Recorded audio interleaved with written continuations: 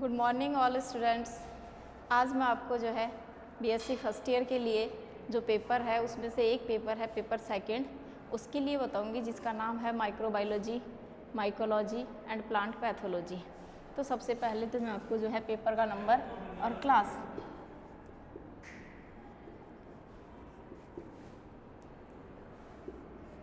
Part first और अपना जो पेपर है आज का वो है पेपर सेकंड।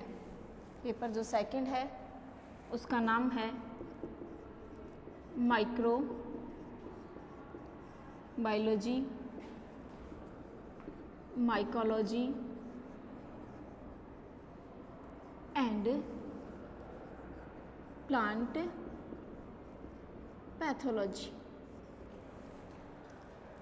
माइक्रोबायोलॉजी जो है इसका मीन्स क्या है, माइकोलॉजी एंड प्लांट पैथोलॉजीज। इस सब के लिए अपन एक बार डिस्कस कर लेते हैं कि microbiology, micro means microbes, biology bio and study. Microbes की स्टडी जो है जिस सब्जेक्ट से की जाती है बायोलॉजी से वो कहलाते हैं microbiology. Mycology, myco is fungi, fungi study are called it mycology. और अगर माइकोलॉजी की जगह अपन बात करते हैं algae, algae study are called phycology. तो इस फाइकोलॉजी आर कॉल्ड एल study of algae and fungus are study are called mycology and plant pathology. Plants for phyton and pathology are divided into two parts. First part and pathoge and second part of logos, logos for study, study। सो हम क्या कह सकते हैं कि एक microbiology जो है वो माइक्रोब्स से, और जो माइकोलॉजी है उसके अंदर स्टडी होती है फंगस की, और इसके अपोजिट अगर हम बोलें कि एक एल्गी, तो एल्गी की जो स्टडी है वो कहलाती है फाइकोलॉजी। एंड प्लांट पैथोलॉजी जो है वो भी टू सब वर्ड से हैं, जिसके अंदर एक होता है फाइटोन, एक होता है पैथोज और एक है लोगस। फाइटोन्स मीन्स प्लांट्स, पैथोज मीन्स जो है पैथोजन यानी कि suffering.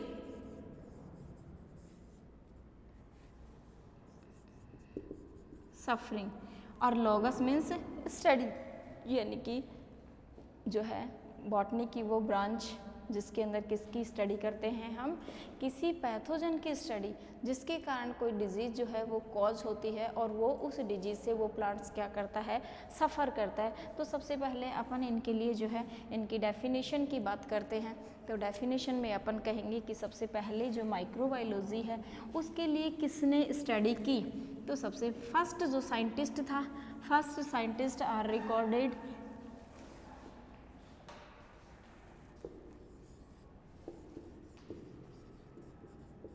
Harker.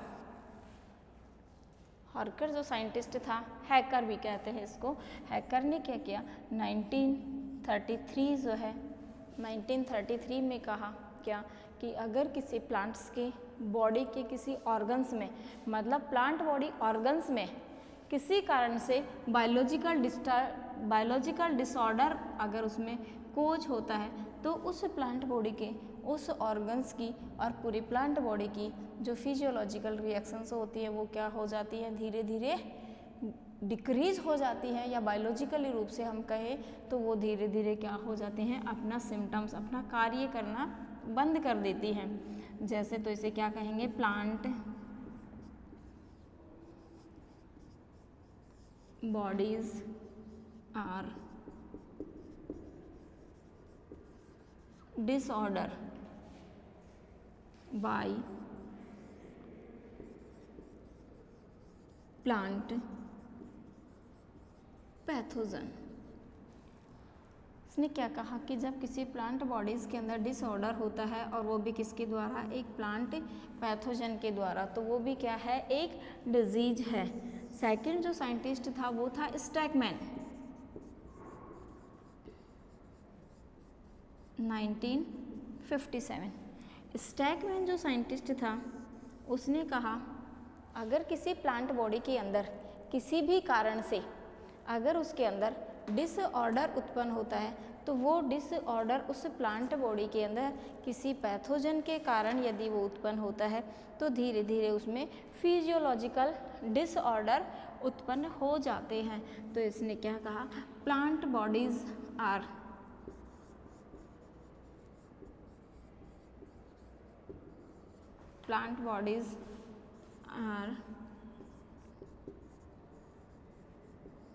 disorder in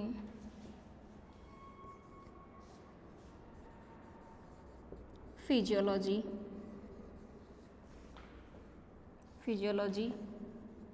and system abnormality.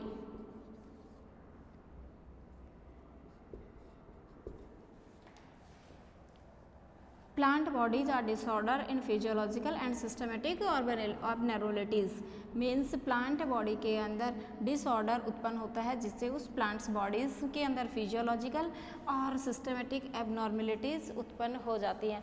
तो जो अलग अलग साइंटिस्ट थे उनका अकॉर्डिंग टू डिफरेंट साइंटिस्ट क्या कहा गया कि प्लांट बॉडीज़ के अंदर किसी माइक्रोब्स के कारण, किसी फंगस के कारण या फिर किसी पैथोजन के कारण different causes of microbes, fungus and pathogens cause are different disease in plant bodies react by physiological and systematic abnormalities and plant organs। तो इससे एक्चुअल में होता क्या है कि जैसे ही कोई माइक्रोब्स हैं, माइक्रोब्स के फॉर्मेशन में होते हैं जैसे बैक्टीरिया और माइक्रोब्स, वायरस,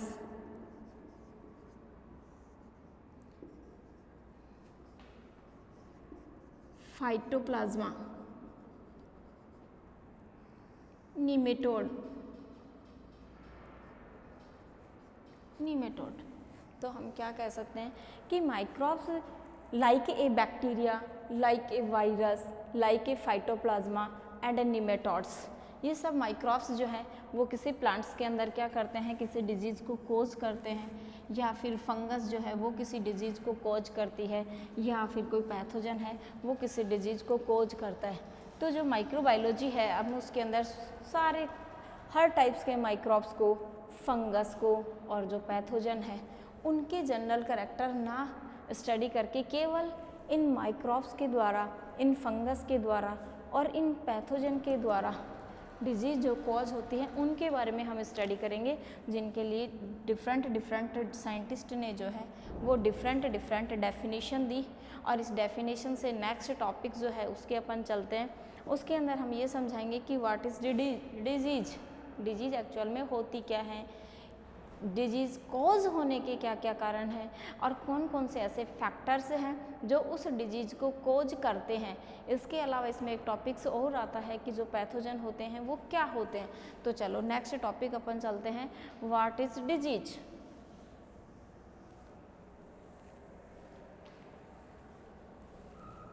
डिजीज़ तो सबने नाम सुना ही होगा कि एक ह्यूमन बींग्स में भी डिजीज़ होती हैं, एक प्लांट्स बॉडीज़ में भी क्या होती हैं, डिजीज़ होती हैं।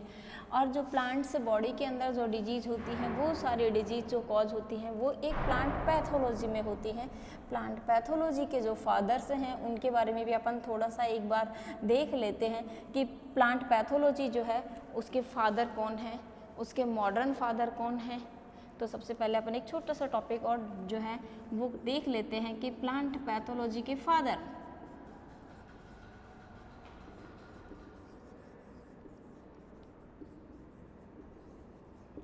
और इसी फादर के साथ अपन देख लेते हैं modern plant pathologist.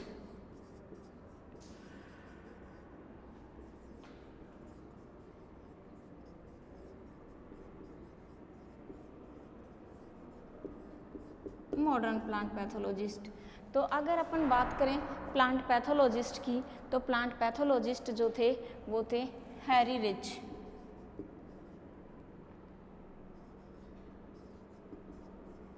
Heinrich de Bary, Anton de Bary, जो फादर थे वो थे हेनरिच एंटोन डी बेरी। तो कौन थे? प्लांट पैथोलॉजी के फादर। प्लांट पैथोलॉजी के फादर हैं हेनरिच एंटोन डी बेरी। और अगर अपन मॉडर्न प्लांट पैथोलॉजिस्ट की बात करते हैं, modern plant pathologist Heinrich Anton de Bary. तो जो फादर हैं अलग अलग हैं, एक आता है मॉडर्न प्लांट पैथोलॉजिस्ट और एक जो है वो आता है प्लांट पैथोलॉजिस्ट। तो दो हैं, एक आता है बटलर, बटलर का जोहन बटलर के नाम से नाम है, जोहन बटलर, जोहन बटलर। तो इनमें से जो फादर हैं इनकी बात करते हैं अपन, तो वो आ जाते हैं जोहन बटलर। और अगर अपन मॉडर्न प्लांट पैथोलॉजिस्ट की बात करते हैं तो वो हैं एंटोन डी बेरी। अब अपन इनके प्लांट पैथोलॉजिस्ट जो हैं इसके बाद अपन बात करते हैं व्हाट इज डिजीज।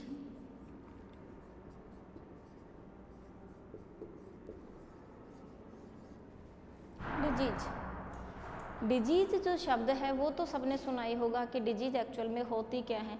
किसी भी प्लांट्स की बॉडी के ऊपर भी डिजीज कॉज हो सकती है, plant body and animals body.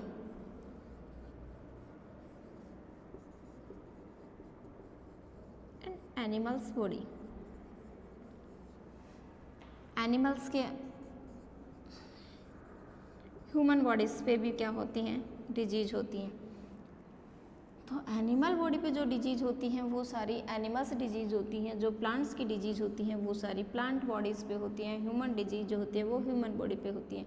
जिस साइंटिस्ट के अकॉर्डिंग, जिस साइंटिस्ट ने जो है इनके लिए अलग अलग डेफिनेशन दी थी वो डिफरेंट टाइप की है। इसके अलावा इनके लिए बुक्स जो होती हैं जिसके अंदर हम प्लांट बॉडी के ऊपर होने वाली जितनी भी डिजीज होती है अगर उनकी अपन बात करते हैं तो वो सारी कहलाती हैं प्लांट पैथोलॉजी। तो आज जो अपना टॉपिक है वो मेन है प्लांट पैथोलॉजी। प्लांट पैथोलॉजी जो है उसके अंदर हम किसकी डिजीज़ की स्टडी करेंगे? प्लांट बॉडी पर होने वाली जितनी भी डिजीज हैं उनके बारे में हम स्टडी करेंगे। और वो स्टडी जो है क्या कहलाती है? Plant pathology. और प्लांट पैथोलॉजी की जो स्टडी करने वाले साइंटिस्ट होते हैं वो क्या कहलाते हैं? Plant pathologist. तो साइंटिस्ट जो हैं वो कहलाते हैं प्लांट पैथोलॉजिस्ट। और जो बुक्स प्लांट्स की जो साइंस के रिलेटेड जो टॉपिक्स होते हैं वो सारे डिजीज़ वाले टॉपिक होते हैं, वो सारे क्या कहलाती हैं? Plant pathology. तो सबसे पहले अपन जो है इस टॉपिक पे एक बार वापस डिस्कस करते हैं कि व्हाट इज़ डिजीज। डिजीज क्या होती है? डिजीज़ तो सबने सुना ही है कि डिजीज़ एक्चुअल में होती क्या हैं, कि डिजीज जो होने वाली होती हैं वो प्लांट्स की बॉडी के ऊपर अगर होती हैं तो प्लांट्स के ऊपर उसका इफ़ेक्ट होता है। तो सबसे पहले अपन बात करते हैं what is disease.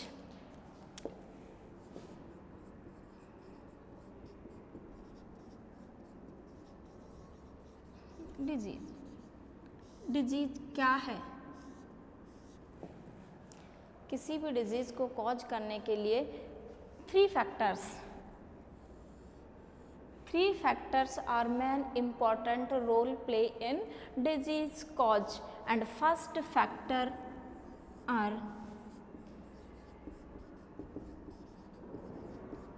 susceptible host, second factors are cause of disease,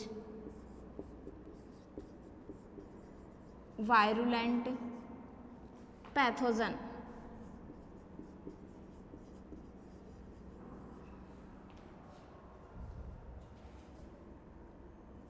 and third factors environmental,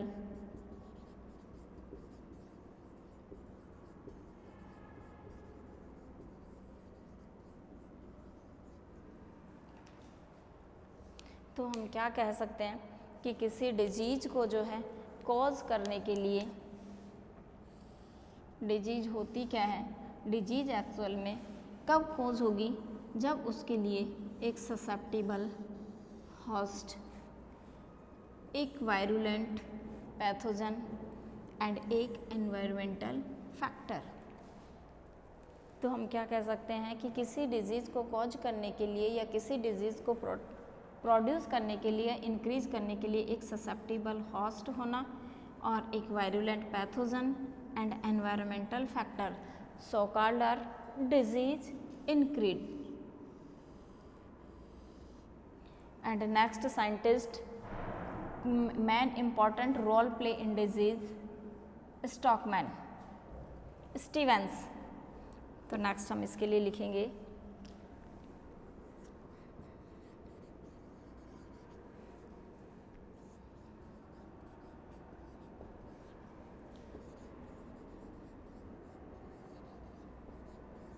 वंडरवॉन।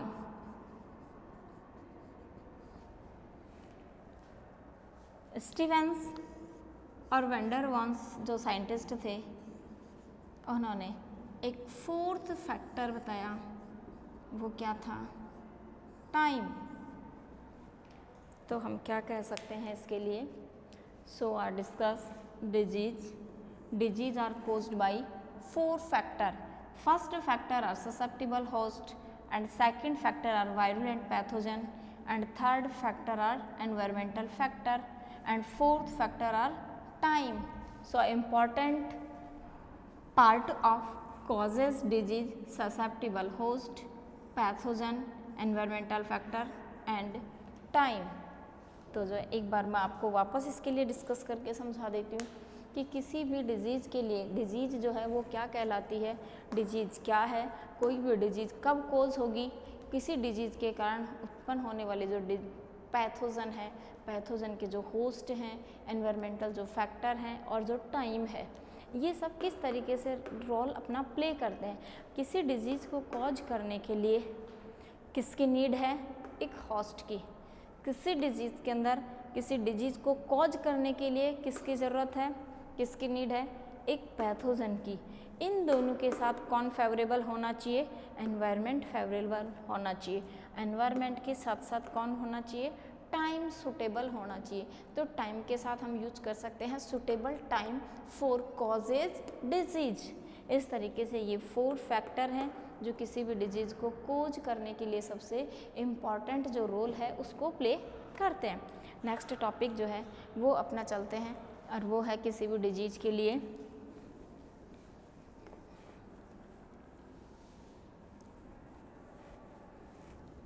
Important factor.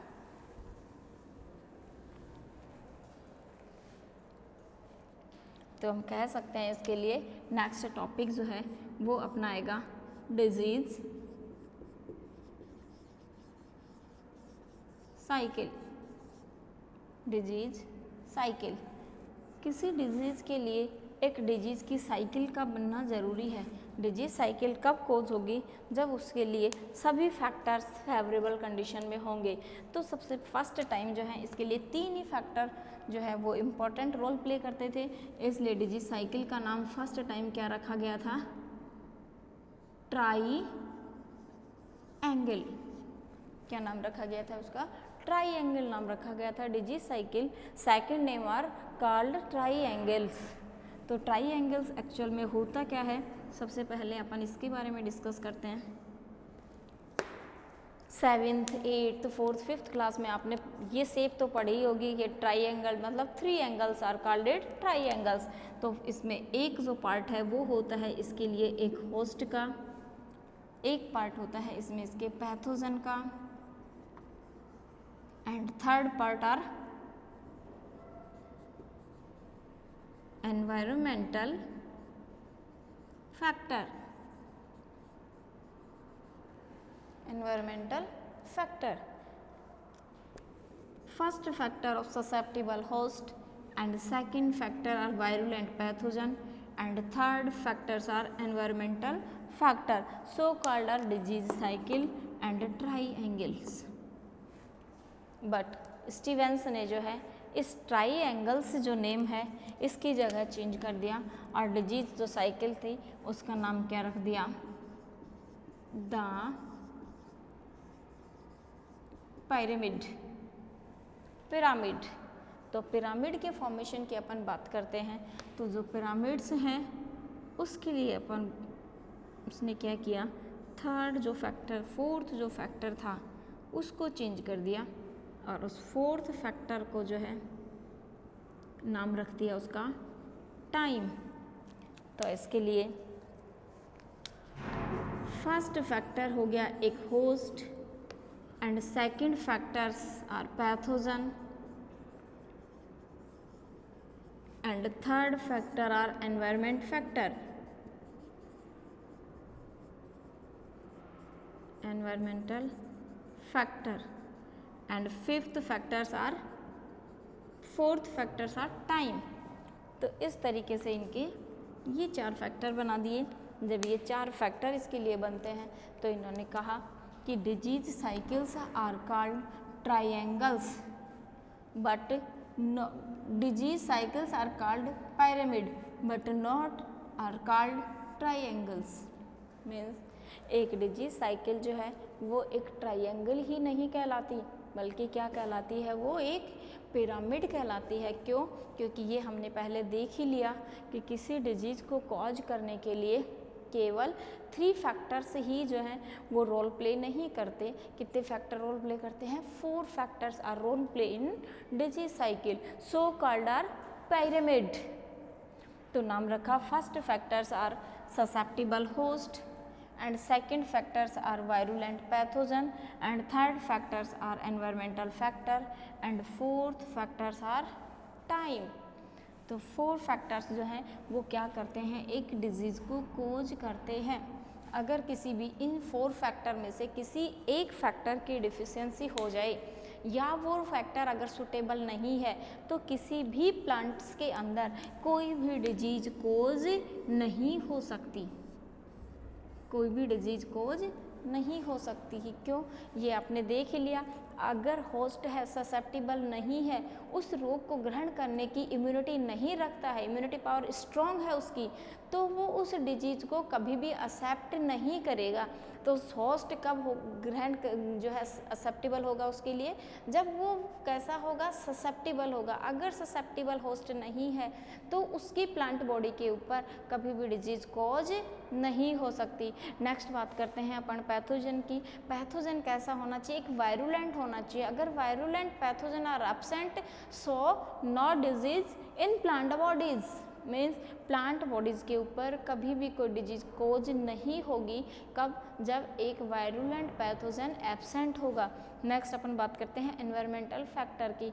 बहुत सारे एनवायरमेंटल फैक्टर्स ऐसे होते हैं, जैसे लाइट है, जैसे टेम्परेचर है, जैसे ऑक्सीजन है, जैसे अदर गैसेज हैं, जैसे नाइट्रोजन गैस है, जैसे कार्बन डाइऑक्साइड गैस है, जैसे माइक्रो एलिमेंट्स हैं, जैसे मैक्रो एलिमेंट्स हैं। ये सारे एनवायरमेंटल फैक्टर होते हैं जो क्या करते हैं, उस डिजीज़ के लिए एक फेवरेबल एनवायरमेंटल फैक्टर के रूप में होते हैं। नेक्स्ट आता है लास्ट इसका पॉइंट्स जो है फैक्टर्स में टाइमिंग। सुटेबल टाइम होता है तभी वो डिज़ीज़ कॉज होती है। अगर टाइमिंग सुटेबल नहीं है तो वो डिज़ीज़ पॉसिबल नहीं है।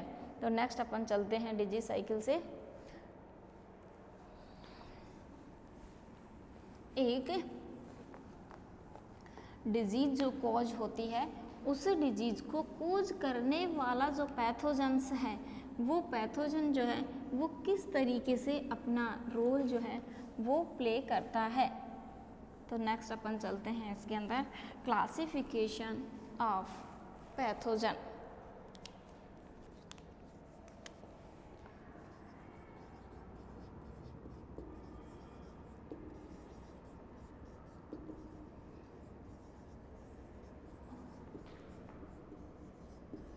Classification of pathogen. क्लासिफिकेशन की अपन बात करते हैं तो जो पैथोजन है क्लासिफिकेशन के बेस पे 2 टाइप्स के पैथोजन होते हैं। एक पैथोजन होते हैं non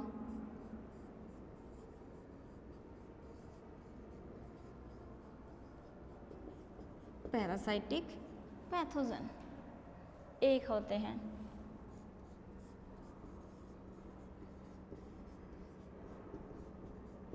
parasitic pathogen, non parasitic pathogen और parasitic pathogen. Non parasitic pathogen आपको नाम देख के ही पता चल रहा होगा। नॉन पैरासाइटिक, बिना किसी पैरासाइट्स के, without parasites are disease caused, without parasites are disease caused, बिना किसी पैरासाइट्स के क्या करता है, एक डिजीज को कोज करते हैं। वो सारे पैथोजन क्या होते हैं, नॉन पैरासाइटिक पैथोजन होते हैं। इसके लिए किसी पैथोजन की नीड नहीं होती, इसलिए हम इसको क्या कह सकते हैं, inanimate, inanimate pathogen, inanimate pathogen और नॉन पैरासाइटिक पैथोजन। सेकंड जो टाइप है पैरासाइटिक, इसे कह सकते हैं हम एनिमेट पैथोजन, एनिमेट पैथोजन। तो अपन इसके बारे में एक बार डिस्कस कर लेते हैं, नॉन पैरासाइटिक और पैरासाइटिक। तो जो नॉन पैरासाइटिक पैथोजन है, बिना किसी पैरासाइट्स के डिजीज को कॉज करते हैं, so are called non parasitic disease. Like examples,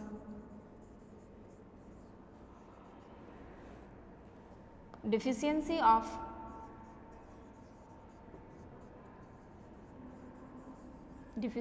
of oxygen. Example के फॉर्म में देखते हैं हम, डिफिशियंसी ऑफ ऑक्सीजन। ऑक्सीजन की जब डिफिशियंसी होती है तब भी एक डिजीज़ उत्पन्न होती है। तो ऑक्सीजन की डिफिशियंसी होना कोई पैथोजन थोड़ी है, ये तो एक बॉडी के अंदर एक एलिमेंट्स की, या कहें हम कि एक गैसेज जो है, कंपोनेंट जो है, उसकी कमी के कारण रोग उत्पन्न हो रहा है, डिजीज उत्पन्न हो रही है। तो ये जो डिफिशियंसी है ये भी एक पैथोजन का कारण है। मतलब जो पैथोजन है वो एक नॉन पैरासाइटिक है। इसका मीन्स क्या होता है कि किसी माइक्रो एलिमेंट्स या किसी एलिमेंट्स या किसी ऑक्सीजन के कारण या किसी अदर गैसेज के कारण प्लांट बॉडी में यदि कोई डिजीज़ कॉज होती है तो वो सारी नॉन पैरासाइटिक है। जिसका एग्जांपल मैंने आपको समझाया, डिफिशियंसी ऑफ ऑक्सीजन। ऑक्सीजन की कमी से भी बॉडी में डिजीज कॉज होती हैं। अब ऑक्सीजन की कमी के कारण खूब सारी डिजीज कॉज होती हैं। कि प्लांट की रूट की बात करें तो रूट में भी डिजीज होती है, लीफ की बात करें तो लीफ में भी डिजीज होती है, फ्रूट की बात करें तो फ्रूट में भी होती है, वेजिटेटिव पार्ट की बात करें तो वेजिटेटिव पार्ट में भी डिजीज कॉज होती है। जैसे हम बात करें पोटैटो, पोटैटो तो सबने देखा ही होगा कि जब हम पोटैटो की वेजिटेबल्स के फॉर्मेशन में जब हम यूज करते हैं इसको, तो जो पोटैटोज़ है जब हम उसको कट करते हैं तो पोटैटोज़ के अंदर एक ब्लैक पार्ट निकलता है सेंटर पार्ट से। वो ब्लैक पार्ट, कभी किसी ने सोचा why are the reason of black part in potato, why are black part in reason of potato? क्या कारण है कि एक पोटैटो का सेंटर पार्ट जो है, सेंट्रल पार्ट आर ब्लैक क्यों दिखाई देता है? कभी किसी ने सोचा इस चीज़ के लिए? तो आपका भी जो है इस डिजीज़ का जो नाम है इसी सेंटर पार्ट के नाम के बेस पे ही रखा जाता है। क्या? Black heart of potato. Black heart of potato disease की दो सबसे बड़े मेजर जो रीजन्स हैं, वो एक फर्स्ट जो रीजन है वो है ऑक्सीजन की डिफिशियंसी। कि जो कोल्ड स्टोरेज होते हैं उनके अंदर जैसे ही पोटैटोज को स्टोर किया जाता है तो कोल्ड स्टोरेज के अंदर ऑक्सीजन की तो डिफिशियंसी हो जाती है, टेम्परेचर बिल्कुल कम हो जाता है, यानी कि low temperature and low oxygen. जिससे क्या होता है कि जो पोटैटोज होता है उस पोटैटोज के अंदर जो स्टार्च होता है उस स्टार्च के अंदर धीरे धीरे किसकी डिफिशियंसी हो जाती है? इस ऑक्सीजन की डिफिशियंसी हो जाती है। और इस ऑक्सीजन की डिफिशियंसी के कारण उसका हार्ट को क्या कह सकते हैं हम? Centre part. कैसा दिखाई देता है? बिल्कुल ब्लैक। तो